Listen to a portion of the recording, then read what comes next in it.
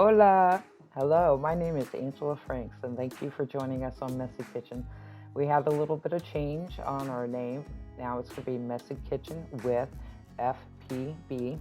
Legal stuff, you know what that goes like, but that's really all. Anyway. To the point. All right, we are going to do our part 3 of our 3-step for our Chili Rellenos, and I'll leave a link below on how you can find our homemade enchilada sauce and how to do our Spanish rice. And at the end, you'll see how it comes together. Stay tuned. I'm just going to go ahead and drop the recipe and directions off to the side here so that you'll have that, and then we'll get right into the video because this is a wonderful recipe that your family is going to enjoy. Okay, you guys. See you soon. Ciao.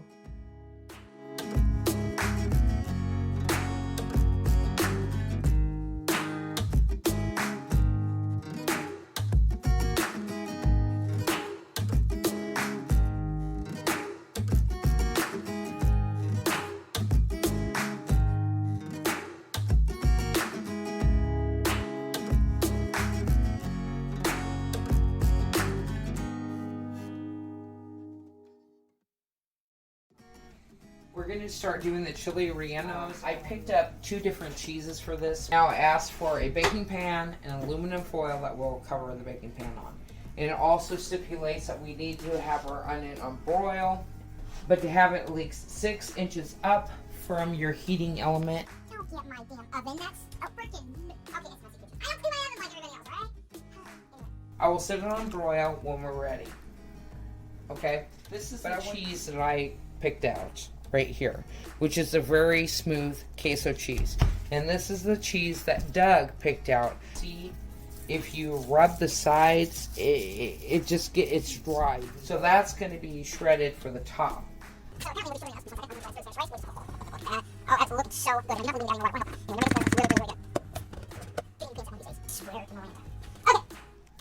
We got 6 Chili Rellenos that we had purchased. I will tell you what store we got it to. There was one Hispanic Mexican store that's really good. We also went to Winco. You know I love Winco. That's just the way it is. Okay, back to the cheese. This cheese is a very, very wet cheese.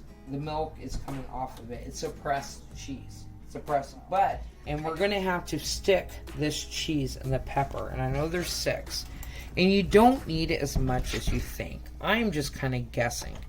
I'm going to do some nice wedges. And also, you will need toothpicks. Do not forget your toothpicks, and I will show you why. Make sure you have that in hand. We have 1, 2, 3, 4, 5. Okay, that seems like enough, but... Well, it's like butter. Who the hell says no to make more cheese? Really? Holy crap, why did you say no cheese in the first place? But later on, I can show you how to do an awesome queso dip and margaritas. That's all you need to live.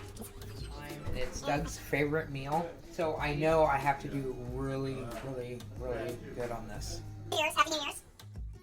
Not midnight yet. Oh, what was it? Oh, it's 6:38. Man, I'm old. I thought it was like midnight. All right. It's never a boring moment. Yeah. Hopefully. They asked for you to put it on broil. Depends on your oven, like I said before. Mine takes a little bit, and we're supposed to have it on high. But remember, they did stipulate that it has to be at least 6 inches from the heating element. Dude, is there a heating element on the top or the bottom? I would really like to know that, but everything's different. You need to get a cookie sheet, and you need to have some foil to put over it. You can get foil at your local grocery store, and that's fine. But if you can find a store that caters to restaurants of any sort, you can get bulk items like this at a way better discount price. If you go. Seal peppers. We are just going to take these and we're going to place them on the cookie sheet. Now, per the recipe, it says when we put them in the oven, they're supposed to slightly char. Almost to a burn, and they bubble. Hello, thank you for coming to Messy Kitchen. Hello, Poppy. Alright, Poppy. We're going to take these freaking peppers, and the peppers are going to go into the oven. You sound like this. Hello, Poppy. Would you like to clean my chimney? No, that sounds for me too. Never mind, take that out. Alright, we're taking these peppers, which are what peppers? Pastillo peppers. And we're going to put it in the broiler for a little bit. It's on high. And then we're going to have to really keep an eye on this, because they do have to almost burn and almost bubble on the skin. We're going to try this out. You can do this in a frying pan And you can do this on a flat top as well. But I'm gonna try the broiling in the oven. And let us just see what happens. Keep an eye on them. Paige is helping me on prep. So this is what they're supposed to look like.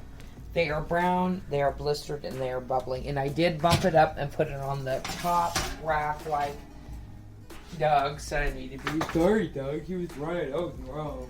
Yeah. So you need to have a container that now you can put these in. And you need to sweat it and that. And I'm thinking that the sweating is to help to get the skin off. I'm not 100% sure. I would have to actually research into that, but it does state that when it's done, you take it.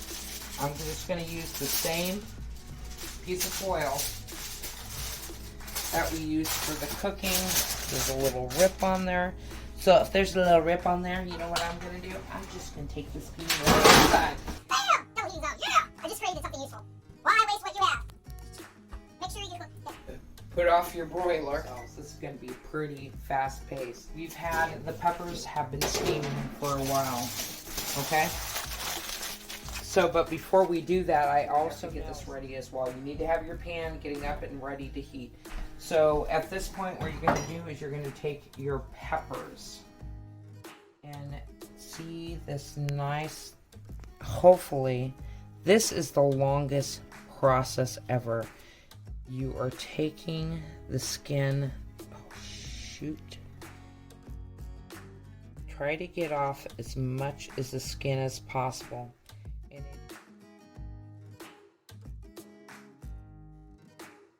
Alright, I'm going to go ahead and start stuffing some cheese. I'm going to do one at a time. So if you skin, I'm going to keep some of the seeds in there. And what we need to do is close this off, and that's what... I'll try skinning them. I'm doing okay. Alright, that's fine. So I want to try to get the cheese to stay in there. So I'm just going to throw some toothpicks in there. I'm going to do about 3. Came off pretty good. Okay. A little bit left on the end. There's a little bit of skin's okay. Oh yeah, a little bit of skin's okay. I'm just going to put that to the side.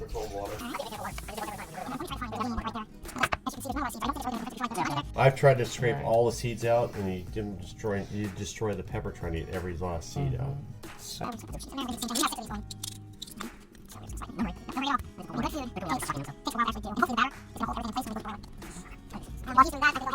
Flash point on there. So you're supposed to have oil. I'm going to go ahead and do not the olive oil, but I am going to do the regular canola oil. And we want to, actually, this is stupid, I don't know. I'm going to take that lid off because we need a good 3/4 of a cup. So I'm just kind of guessing on that, but we want this to get heated up. And as that heats up, we are going to continue with the peppers. So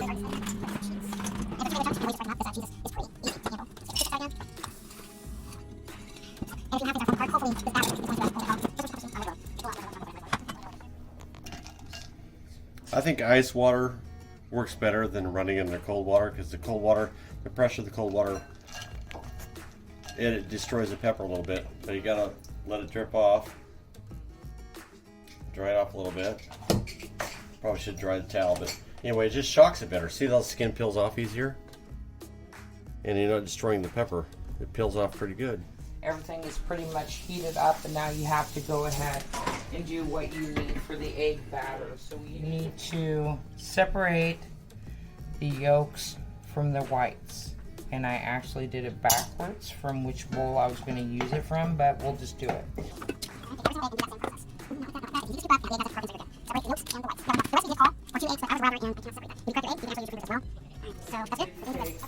One tablespoon, and we have our egg yolks here. Go ahead and put it is baking powder. Dump that in there as they stipulate. Make sure, which I did not do.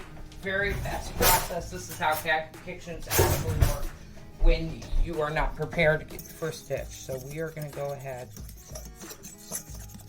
and stir it. Now we have the egg whites, which I put it in the wrong bowl. Happy New Year. I'm just going to go ahead and beat these until they get to the white point that we need.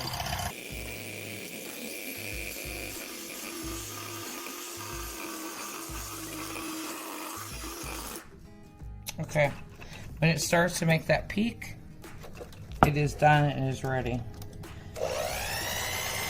Alright, we don't have it. So basically you have your egg whites right here. You need to fold them into your yolks. So let's put this in here. That looks like a good combination. Back into the sink. And you just fold it in slightly. Are you going to do the fold in segment again? Okay. That looks really good. Now this is going to be quick because you do not want to lose that mixture. Alright, you have your flour to the side, you have your egg yolks. Your flours are first. I'm going to put a little bit more oil in there just because I do not believe that seems to be, you know how I am with oil. I want to make sure everything gets covered correctly. Alright, are we ready to mess this up? I think so. Alright, you're going to take one pepper at a time. First, you're going to dunk them in the flour. Make sure it's covered the best that you can. My toothpicks are falling out. And you want to shake some of that flour a little bit. Then you're going to dunk it into your egg whites. Your egg whites are going to what the paste is for. Who knows how this is going to be? This is why it's called Messy Kitchen. Go to your next one.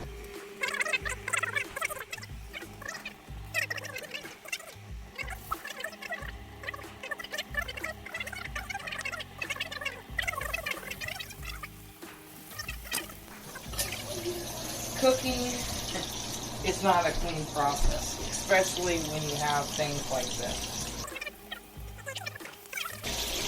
How dark and brown. It's almost like the breading you have for your catfish back in Iowa, or any kind of breading like onion rings. You know how it gets that nice brown crisp to it? And I did run out of some of the batter. That's fine. Alright, we're going to flip these over and let these cook. Now while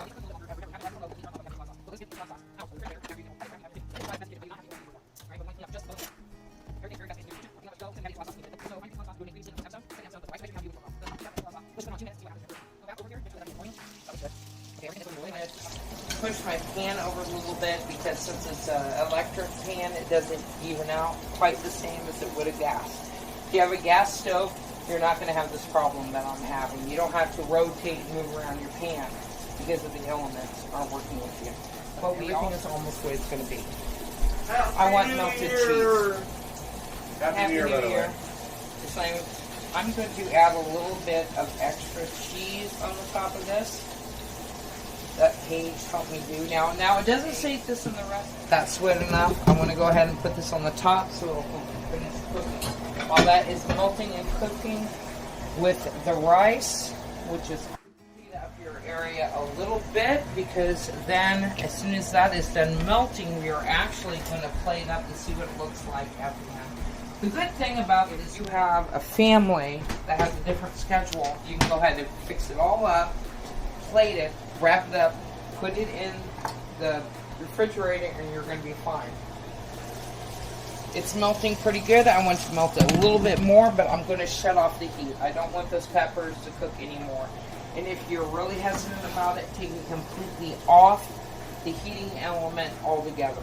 That way, it's going to steam, it's going to melt the rest of that cheese, but it's not going to burn your peppers because they're pretty much already basically cooked.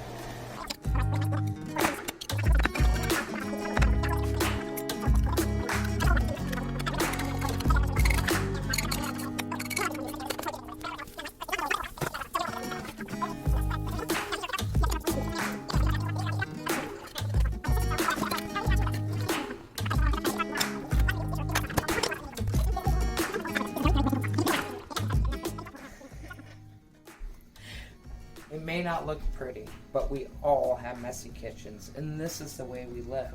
If you have any recipes that you would like us to try here, please leave a comment below. And remember, to subscribe and press that little bell. See on the flip side, dude.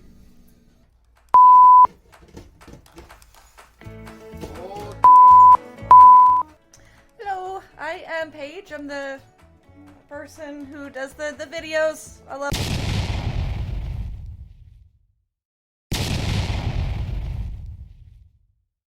Oh, what I put in the beans? Oh yeah, I actually stole a little bit of the chopped garlic that was over here and a little cilantro. Then I took some bacon grease, a little bacon grease in there because bacon grease is good for the beans. bacon grease and chicken grease. Black pepper and a little white pepper, and a couple drops out of Melinda's hot sauce. Okay. So right here, Melinda's. This is a good scorpion sauce. Got it for Christmas from the boss at work. Yes, we do. Yeah, we still have those. Show the blooper taste test. We don't put it here. I'm going to link below where you can do the cricket dare test with us and with Pedro, and then we did a hot sauce dare test. But I have the bloopers. I can put all the links of what we have done. So. And then after that, from the leave us a record, I don't even comment. like plaid.